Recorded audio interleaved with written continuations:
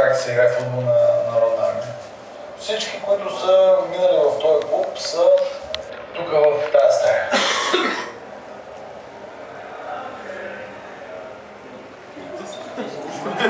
Точно там? От тази работа. На последния минут. Всички пички са червени! Всички пички са червени! Това е Георги Димитров, Джеки така наречения, където му взехме, защото този първи ден, като влезем в фабрикалната на ЦСК. Тук Лъчезар Таня, вижте го тук с мустак. С влизането с една близо до мен на местото на Георги Димитров, на капитана на отбора. И си спомням, че Джеки влезна по-късно. Така, кой си ти, бе? Какво правиш тук? Така съм Стоичков. Чувствате ли към него са като, знаете, като любовта, като точно от първия поглед мога да уважаваш един човек или да не го уважаваш, става си симпатичен или не. Да дойдеш от провинцията, да влезеш в фабрикалната на ЦСКА не е лесно. Но те ме приеха като един от тях.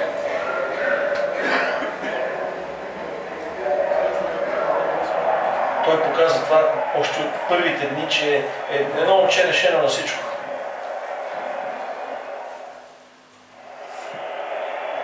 В моята кариера дойде и комбинацията да играем в финала на България. Беше 11. Манол гласува доверие да бъда титуляр. И ми попита, можеш ли да играеш? Нещо на и водиш в шведски, в Фаланбо. Аз му казах така. Аз съм в ЦСКА и трябва да оставя в ЦСКА.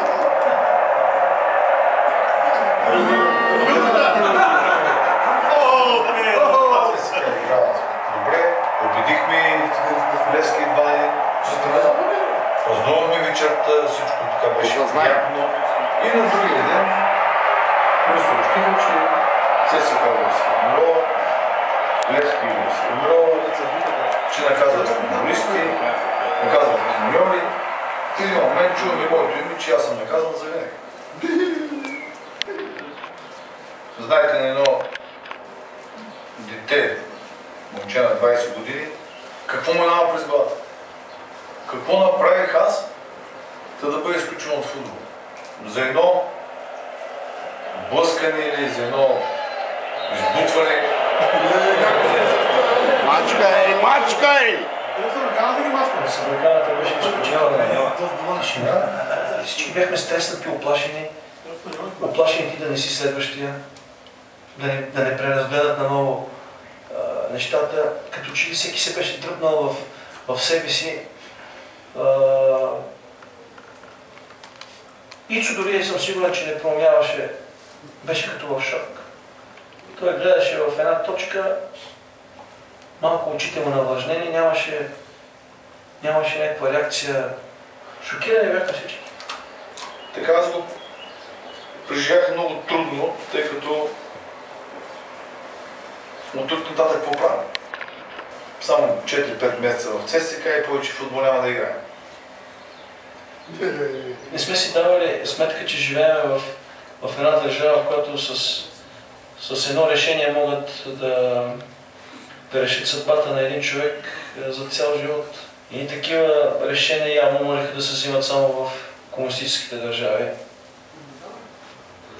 Като се замисли сега човек, че един играч, който още не се беше развил на 100%, но явно показваше изключителни качества, може да се замине така от футбола сега, кой знае къде ще да бъде без да... И кой знае, може би имало и други такива случаи в футбола, но Господ го е пазил Христо и му е дал шанса да играе след това и да стане световна звезда.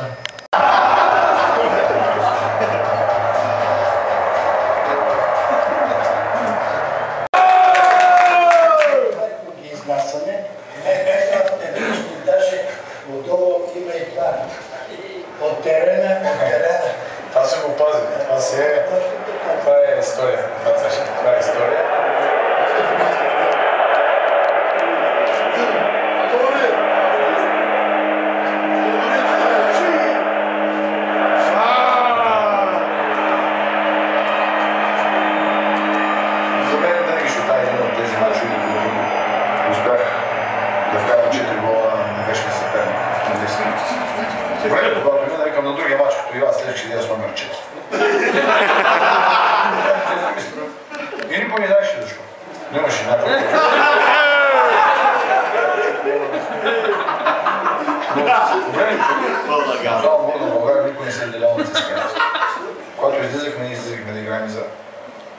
интерес, за наш престиж и да представим България.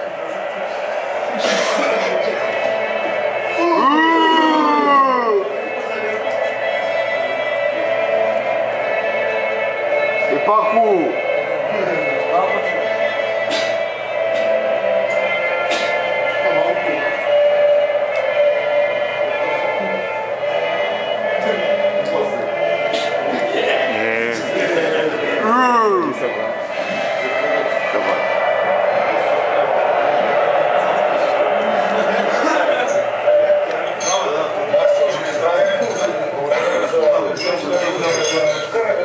Едно мишле си не криви кръчета.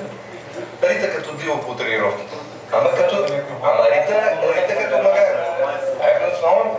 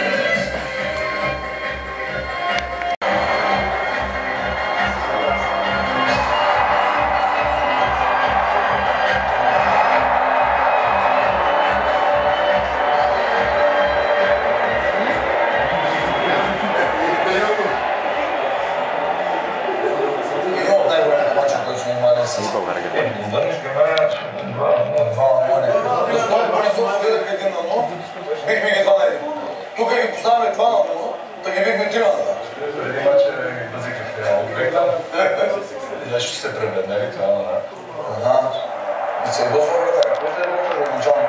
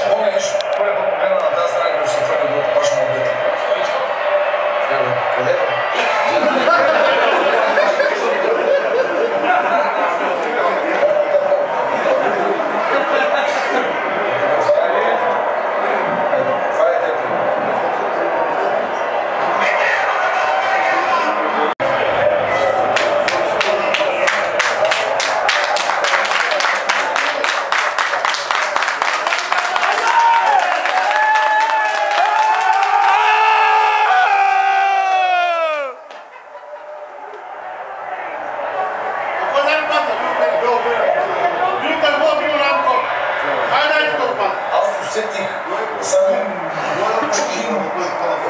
един шут. Аз ми се затворих очи, аз не видях топката. Аз топката я пипнах, когато стадиона замутна.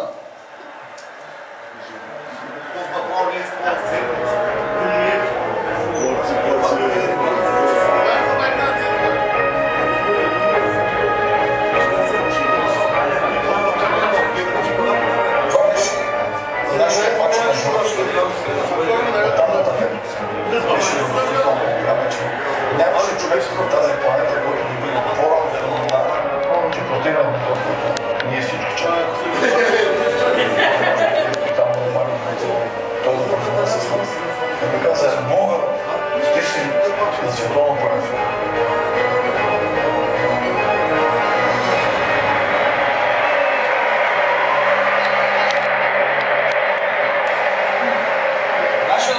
Отиде с мисълта 94-та година с една единствена цел. Да станем първи отбор в историята на България, спечелил един матч до победа.